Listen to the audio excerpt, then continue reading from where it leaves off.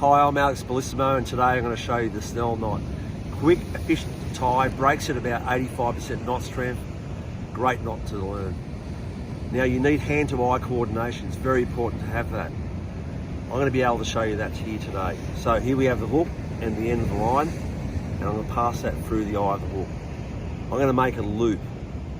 Now this piece of line doesn't go over the top of this line, it goes in between the line and the hook. I'm now going to hold the shank of the hook purposely. I'm going to show you something here. It's very important for you to know. For stability, I'm pressing quite firmly in that. I don't get the stability. So to get stability, I'm going to press onto the eye of the hook and the shank. And you notice that now it's stable. The end tag end here, I want that as short as possible. So I'm going to put it up to, say, the curve of the hook. This loop of line you can either increase by pulling that section there or decrease by pulling the main section.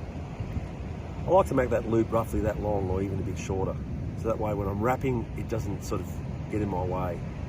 Now the fingers go in the loop, and you'll notice that you've got fingernails, then padding. So as I'm wrapping, fingernails, padding, wrap around the shank and in front of the point. Fingernails, padding, in front of the point and the shank. Only one finger too goes over. So fingernails, padding, one finger goes over the shank and in front of the point of the hook. Fingernails, padding, one finger goes over the shank and the front of the point of the hook. And I'll continue doing that for about 6 to 10 turns. It's your own preference how many times you want to spin it, but I like to do a minimum of, say, 6 turns. If you notice how tight the wraps are as well, it's because the line is tight. So I'm pulling away with one hand, pulling back with the other, which is giving me that tight line. It's very important to make sure it's tight. By the way, if it gets too short, you can pull the line to make it longer, if need be.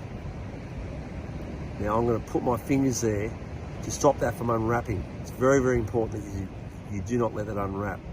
Now this piece of line here, I'm going to reduce that loop there by putting that in my mouth here and pulling it tight. You notice that it's reducing now? Now this bit of twisted line, which is actually a loop too, by the way, I'm just going to untwist it. That's that loop that was there before. I need to tighten up this loop. It's very, very important that I tighten up this loop here. So I'm going to put this in my mouth and wrap this around my hand. And you watch it reduce. It's tightening up there, until you feel it quite firmly and quite tight.